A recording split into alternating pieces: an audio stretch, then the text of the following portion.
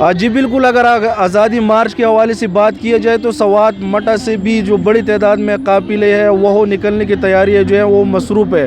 ہمارے ساتھ یہاں پر سابقہ صوبائی وزیر اور سابقہ امیر ضلع سوات قاری محمود صاحب موجود ہیں، ان سے پوچھتے ہیں کہ وہ ان حوالے سے کیا کہتے ہیں۔ بسم اللہ الرحمن الرحیم۔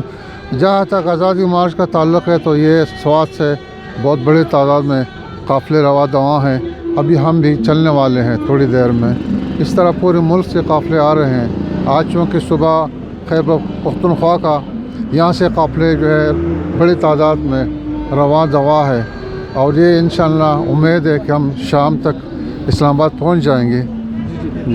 یہ بھی بتائیے جی کہ آپ کے وہاں پر اسلام آباد میں کتنے دن پڑاؤ کا ارادہ ہے اور کتنے سامان لے کر آپ ساتھ لے جانے؟ یہ تو عمران نیازی کے اوپر منحصر ہے کہ وہ کب چھٹی لینا چاہتے ہیں۔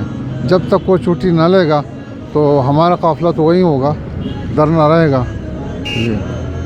جی بالکل، آپ نے یہاں کے جو سابقہ صوبائی وزیر اور سابقہ امیر ضلع سوات ہے قاری محمود صاحب، ان کے باتیں آپ نے سنی۔ ان کا کہنا تھا کہ جب تک وزیر اعظم عمران خان استعفیٰ نہیں دیں گے اس وقت تک ہم اسلام آباد میں رہیں گے۔ میں آپ کو بتاتا چلوں کہ یہاں پر کارکنوں میں کافی جذبہ جو ہے وہ پایا جا رہا ہے، بھرپور تیاریوں میں مصروف ہے، اور یہاں پہ سینکڑوں کی گاڑیوں قافلے جو ہے وہ اسلام آباد کے لیے روانہ جو ہے وہ اس کی تیاریاں جاری ہے۔ اگر سیکیورٹی کی بات کیا جائے تو سیکیورٹی کو بھی جو ہے یہاں پر مؤثر بنا دی گئی ہے۔